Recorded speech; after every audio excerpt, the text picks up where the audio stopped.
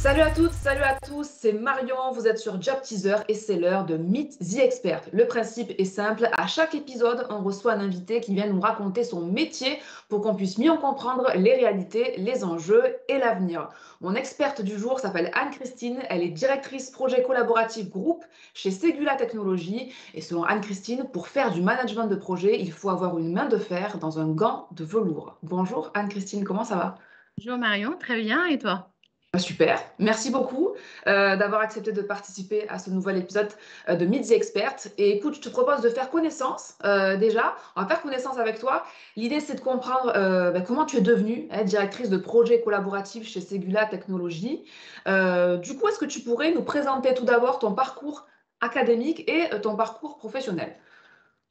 Oui, alors bon, si on remonte un peu au niveau baccalauréat, j'ai un bac scientifique. J'ai fait une maths sup, maths spé en PC, PCSI, donc prépa scientifique. Et puis après, je suis rentrée dans une école d'ingénieur généraliste, hein, option mécanique productique, mais plutôt généraliste. J'ai eu du coup l'occasion, en dernière année de ce cursus d'ingénieur, de participer à un cas d'école Ford. Qui en fait était un projet, un concours qui nous permettait de structurer un projet innovant autour d'une équipe et de piloter ce projet. Avec mon équipe, on a eu la chance d'arriver troisième sur 160. Et c'est vrai que c'est du coup un concours qui est un événement de ma vie qui a été un déclic pour moi, puisque du coup, ça a permis de me dire que je voulais faire de la gestion de projet.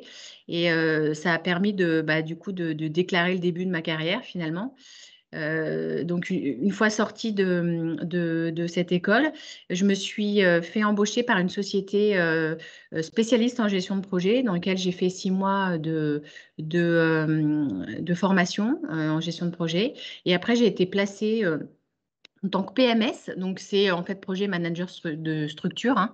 C'est support project manager chez Snecma Moteur. Alors à l'époque, hein, ça s'appelait Snecma Moteur. Ce n'est plus le cas aujourd'hui, hein, puisque c'est Safran Engine aussi aujourd'hui. Il y a eu depuis, je Ok. pars à l'époque antérieure, mais malheureusement. Et donc, du coup, j'étais du coup assistante de gestion de projet, support de gestion de projet du directeur du programme, donc des moteurs A400M et du moteur Airbus A480. Voilà. Après, 4 ans après cette phase dans cette L'apprentissage un petit peu, ouais. voilà, dans cet Ouais. apprentissage, dans cette société Snecma Moteur, j'ai eu la chance du coup de rentrer chez Segula Technologies en tant que responsable management de projet département.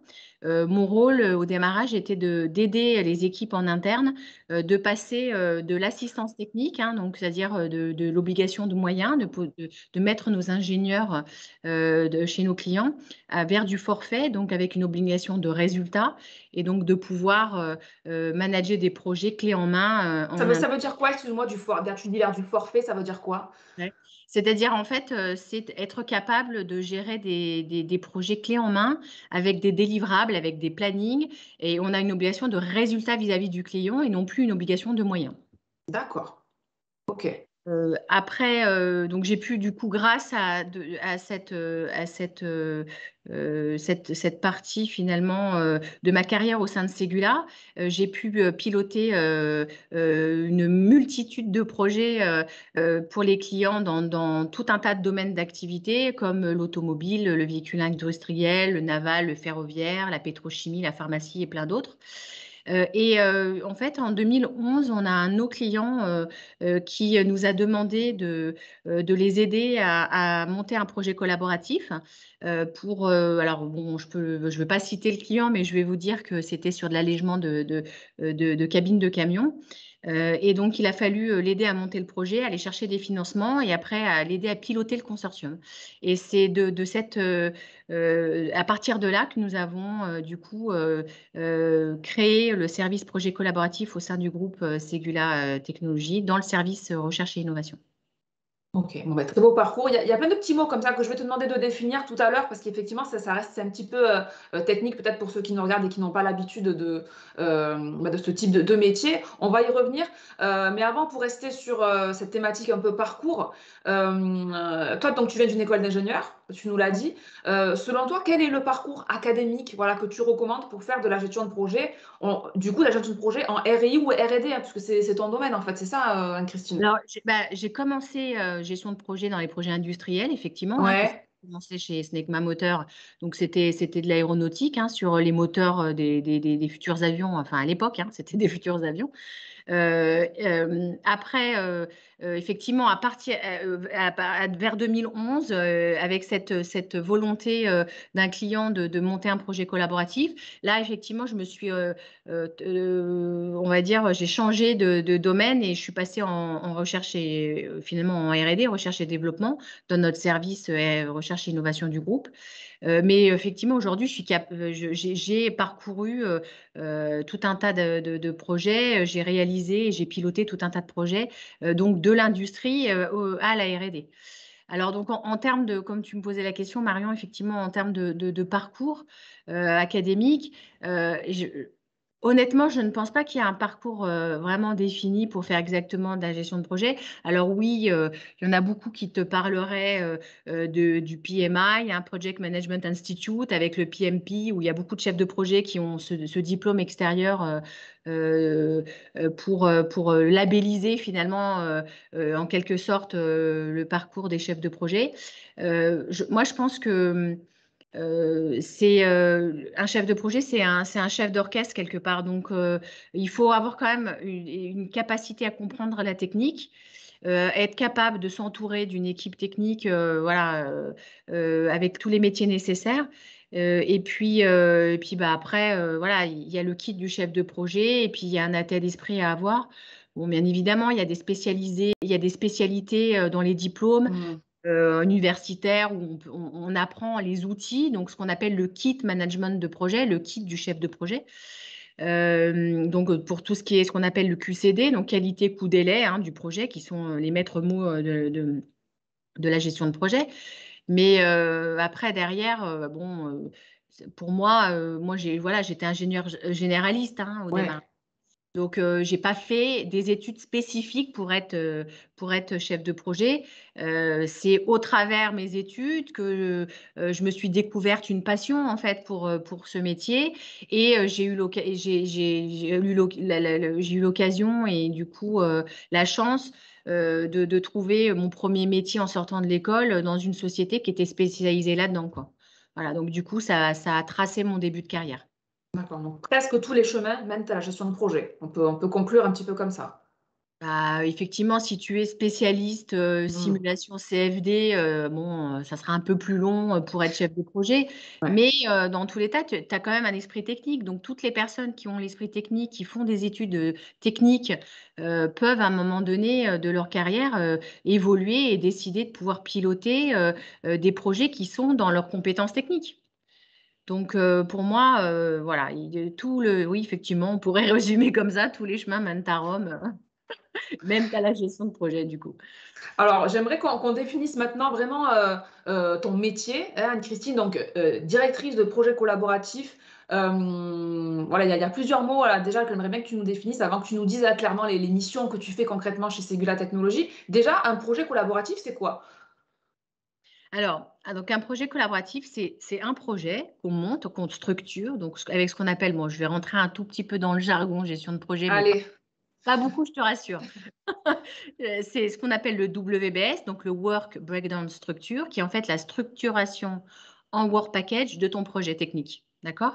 Donc, tu vas décomposer en travaux ce que tu vas faire dans ton projet.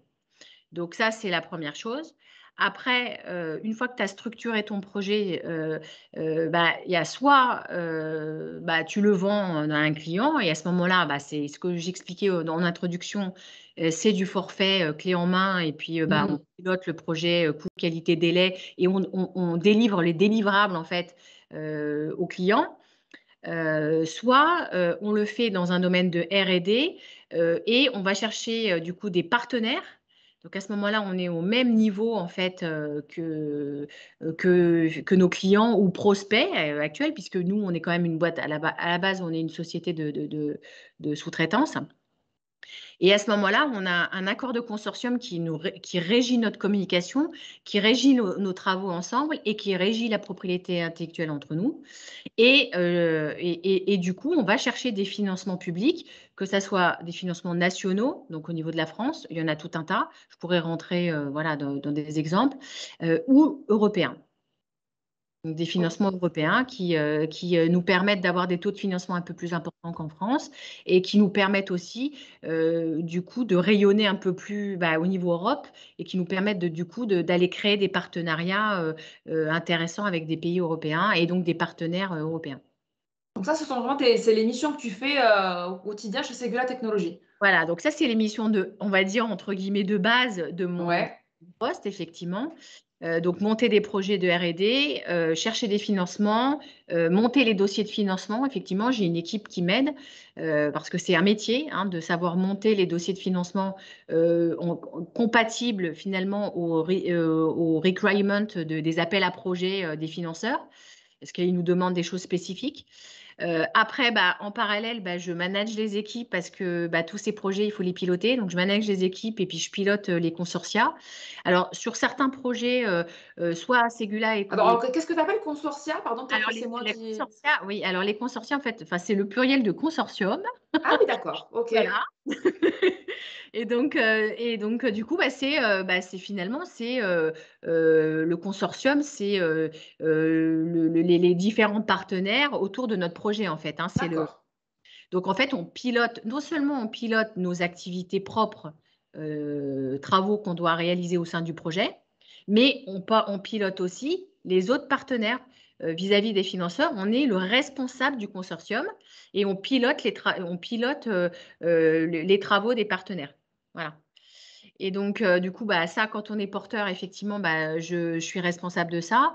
Et puis, bon, à côté, on a une volonté, ce que je disais en introduction, le service recherche-innovation du groupe est vraiment au cœur de la stratégie de Segula Technologies. Et on a aussi une volonté de valoriser tout ce qu'on fait en recherche-innovation vis-à-vis de nos clients, vis-à-vis de l'extérieur. Et aussi du coup de faire du business. Donc mon rôle aussi en tant que directrice projet collaboratif, c'est aussi grâce à finalement au projet collaboratif que je pilote et la montée en compétences qu'on obtient grâce à ces projets collaboratifs, de créer des nouvelles activités et d'aller les vendre chez nos clients. Voilà, donc je Donc, fais aussi du business. ah ouais, d'accord. Voilà. Ok, donc effectivement, donc il y a recherche de financement, donc commercial également, Oui. management. Ça fait beaucoup de choses, beaucoup de variétés quand même, beaucoup de responsabilités aussi dans ton métier. Qu'est-ce qui est le plus difficile ou le plus challengeant selon toi dans tout ce que tu fais? Alors, le plus difficile, clairement, c'est gagner les financements publics. C'est sûr que quand on est commercial et que on présente une offre commerciale à un client, on a de la concurrence. Mais proportionnellement, quand on dépose un dossier de financement, on dépose un projet au sein d'un appel à projet, il y a beaucoup plus de concurrence. Pour ton information, juste un petit chiffre, en moyenne, les projets européens, on a à peu près 8% de chances de le gagner, donc ce Ah qui est oui, vraiment très peu. Alors, ce pourcentage de gain augmente en fait avec on va dire le nombre de projets qui est présenté sur l'appel. En fait, effectivement, moins il y a de projets qui sont présentés sur l'appel et comme ils doivent financer un projet ou plusieurs, plus tu as de chances de le remporter, quoi. Mais d'accord. malgré tout, c'est quand même beaucoup plus compliqué de gagner des financements publics que de gagner une affaire en prestation quoi, avec nos clients. Donc D'accord. oui, c'est un gros challenge, c'est un gros travail de montage, structurer un projet, rédiger le dossier, ce que je disais tout à l'heure, pour coller exactement aux attentes de l'appel à projet. C'est vraiment un vrai métier.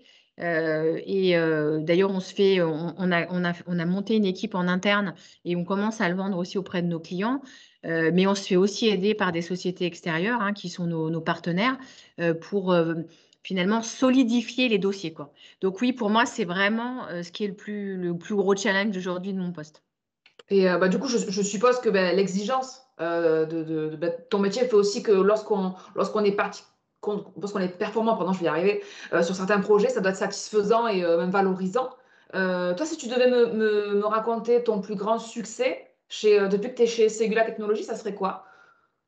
Alors, bon, j'en ai beaucoup, hein, j'ai beaucoup de satisfaction parce que j'aime beaucoup travailler au sein de cette société, hein. J'y suis rentrée en 2005, donc ça fait déjà un bon moment que j'y suis. Mais je ferai une parenthèse sur l'année dernière. Bon, avec la situation que nous connaissons, hein, tous, de la pandémie, c'est vrai que ça a été un peu compliqué. Il y a quand même notre président de la République qui a, on va dire encore que, en quelque sorte, ouvert les vannes au niveau de la R&D, hein, pour aider les sociétés. Et donc, il a lancé un gros plan de relance, hein, qu'il a appelé France Relance. On a eu le privilège d'être retenu dans le cadre du plan de relance automobile pour un énorme projet d'allègement du véhicule de demain, quoi. Avec une rupture architecturale complète du véhicule, avec des nouveaux composites, enfin, avec beaucoup, beaucoup de choses. Et du coup, c'est une grande fierté pour moi et du coup pour ma société d'avoir remporté, voilà, et d'avoir été lauréate de ce projet qui est en cours, hein, d'ailleurs chez nous, du coup, puisqu'on l'a gagné au mois de novembre de l'année dernière. Bon.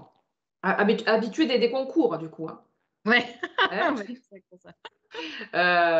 Anne-Christine. Alors, on a parlé là, du positif, de tes réussites.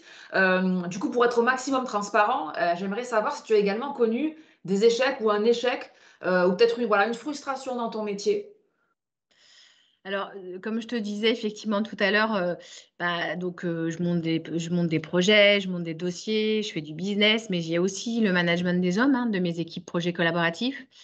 Et je t'avoue que c'est vrai, c'est une facette qui est quand même aussi compliquée, hein, parce que manager des hommes, c'est pas évident. Il faut, ce que tu me disais en introduction, mais ce qui est pour moi une définition assez représentative, c'est il faut être euh, une main de fer dans un gant de velours. Il faut faire Mm. attention, il faut savoir avoir la poigne pour faire en sorte que l'équipe fonctionne et puis que le projet aille dans le bon sens. Mais il faut aussi voilà, écouter les craintes, écouter tout ce que les ressources ont à dire. Alors bon, tu prends et tu laisses, hein, bien sûr. Voilà. Et dans ce management, en fait, tu as le recrutement qui est quand même le point de départ, hein, parce que pour pouvoir manager une équipe, il faut déjà que tu aies les ressources. Et donc, depuis plusieurs années, hein, je participe aux phases de recrutement. Alors, on se fait aider, hein. Chez Segula, on a des spécialistes sur tous les domaines. Donc, on a une direction des ressources humaines et de recrutement qui est très performante. Mais bon, sur la partie technique, on participe forcément à la validation Mm. des compétences des personnes. Et effectivement, je me suis retrouvée dans mon parcours à m'être trompée dans le recrutement. Du coup, qui a apporté, on va dire, des petites perturbations au niveau managérial qui n'étaient pas toujours faciles. C'est vrai que bon, avec le temps, maintenant, j'arrive voilà, à piloter, mais je suis quand même quelqu'un qui met beaucoup de cœur et qui apprécie beaucoup et qui aime faire ce qu'elle fait. Et c'est vrai que des fois, j'ai tendance à refaire comme dans mes débuts. Moi, je me souviens de mon ancien patron de Ségula qui me disait arrête de mettre de l'affect, Anne-Christine, dans ce que tu fais. Surtout qu'à l'époque, en tant que femme, j'arrivais, je devais piloter une conduite de changement dans les équipes qui étaient majoritairement des hommes. Et c'est vrai que bon, ça n'a pas été un parcours toujours lisse. Et c'est vrai que j'avais tendance à mettre un peu d'affect. Donc avec le temps, j'ai réussi un peu à gommer. Mais malgré tout, bon, c'est vrai que cette partie de pilotage et puis de se dire, William, ça, tu as beaucoup donné sur telle et telle ressource, tu les as fait évoluer, tu leur as donné. Et puis finalement, on se rend compte, hein, qu'il y a un peu d'ingratitude des fois.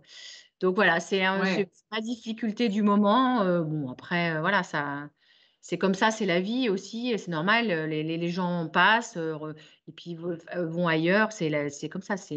Et Voilà, ouais, et c'est mon petit échec, on va dire.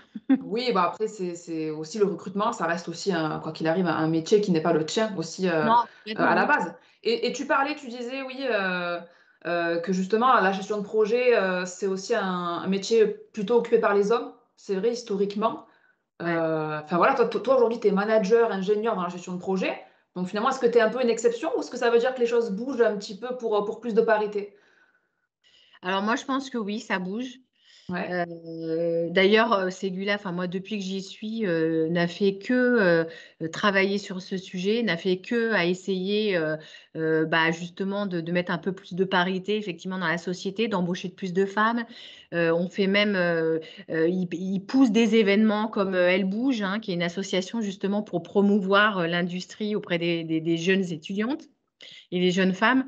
Donc, oui, oui, ça bouge. Maintenant, je pense qu'on n'est pas encore arrivé à un équilibre, hein, clairement. Bon, ça, il faut en être conscient.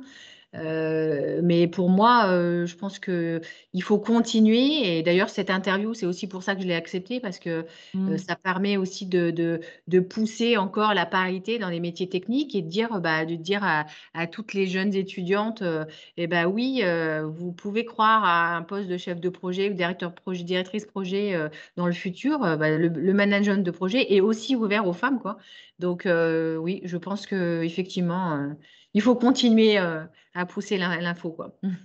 Ah bah écoute, justement, dans cette même, dans ce prolongement de de ce que tu dis, j'aimerais bien que tu donnes un petit peu des conseils, du coup, des bonnes infos à toutes celles et ceux, du coup, qui peut-être aimeraient lancer leur carrière dans la gestion de projet.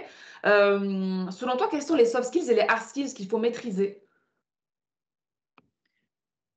Alors, il faut déjà bien comprendre les outils, ça c'est sûr, c'est-à-dire Ouais, bien comprendre qu'un projet doit être structuré en lots de travaux, bien comprendre les délivrables, bien comprendre cette notion de planning, la notion de communication en interne, la notion des gestions des risques, voilà, tout le socle en fait de la gestion de projet pour moi est indispensable, évidemment.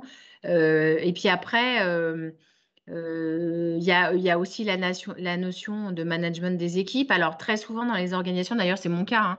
Moi, je manage des équipes, mais je suis, on va dire, fonctionnelle. C'est-à-dire, administrativement, toutes les équipes de mes projets sont dans des business units, en fait. Et donc, ils sont rattachés administrativement dans ces équipes-là. Et moi, je les pilote fonctionnellement. Et c'est d'ailleurs dans beaucoup de sociétés, hein, toute l'organisation de direction de projet est transverse au métier, en fait. Et on vient chercher les ressources nécessaires par métier pour tout structurer. Donc, il y a le management des équipes qui est important, mais le ouais, management des équipes en étant fonctionnel. Et ça, c'est encore plus difficile. Parce que tu n'as pas de mm, position hiérarchique directe, en fait, tu n'es que fonctionnel. Donc, il faut faire passer les messages, les bons messages, et être capable de piloter et de faire amener tes équipes là où il faut, sachant que hiérarchiquement parlant, tu n'as pas de pouvoir.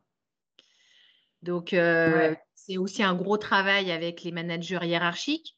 Et puis, c'est aussi la posture, c'est aussi, encore une fois, hein, être capable de taper du poing sur la table quand il faut, etc.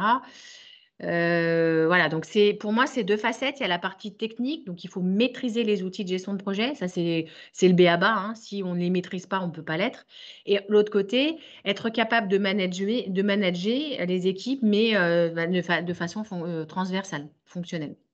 Alors, si on parle maintenant un peu d'évolution, quand on démarre sa carrière dans le management de projet, vers quel métier on peut s'orienter, Christine, avant de devenir peut-être directeur, directrice de projet collaboratif, par exemple, Oui, alors effectivement, on ne peut pas devenir. Moi, tout de j'ai suite. 43 ans là, donc effectivement, ça a mis un peu de temps avant de devenir directrice projet.